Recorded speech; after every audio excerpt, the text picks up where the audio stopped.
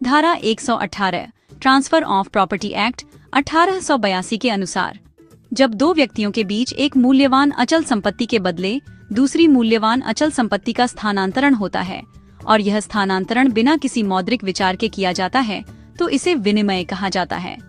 सरल भाषा में विनिमय का अर्थ है जब दो व्यक्ति आपस में एक अचल संपत्ति जैसे जमीन या मकान के बदले दूसरी अचल संपत्ति का आदान प्रदान करते हैं और इस लेन देन में पैसे का लेन देन नहीं होता तो इसे विनिमय यानी एक्सचेंज कहते हैं।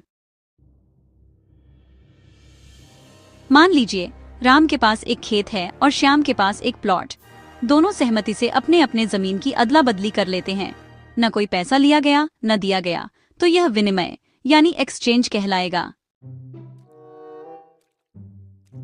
आवश्यक तत्व यानी वैध विनिमय के लिए जरूरी शर्तें। पहला, दो पक्षों का होना आवश्यक। विनिमय के लिए कम से कम दो व्यक्ति जरूरी हैं जो एक दूसरे को संपत्ति का हस्तांतरण करें। दूसरा, संपत्ति का अचल होना चाहिए। विनिमय केवल अचल संपत्ति जैसे भूमि या मकान का ही हो सकता है। चल संपत्ति जैसे गाड़ी या सोना का लेन देन विनिमय नहीं कहलाता। तीसरा, आपसी सहमति जरूरी है।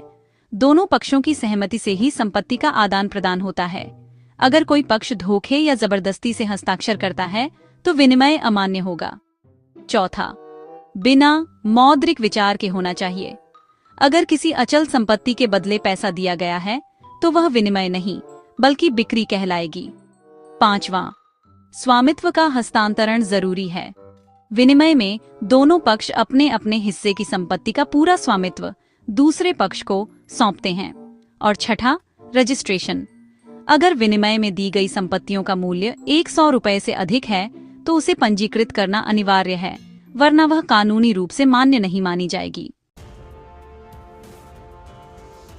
संबंधित धारा 118 ट्रांसफर ऑफ प्रॉपर्टी एक्ट 1882 विनिमय की परिभाषा और शर्तों को निर्धारित करती है। धारा 54 यह धारा विनिमय और बिक्री के बीच का अंतर स्पष्ट करती है। केस लॉ रामस्वरूप बनाम रामकुमार AIR 1968 इलाहाबाद 438। इस केस में कोर्ट ने कहा कि अगर दो व्यक्ति बिना किसी मौद्रिक विचार के अचल संपत्ति का स्थानांतरण करते हैं तो उसे विनिमय माना जाएगा, न कि बिक्री। कुप्पुस्वामी बनाम अरुमुगम AIR 1967 मद्रास 176। इस केस में स्पष्ट किया गया कि यदि किसी एक पक्ष ने पैसा लिया हो तो वह विनिमय नहीं बल्कि आंशिक बिक्री होगी।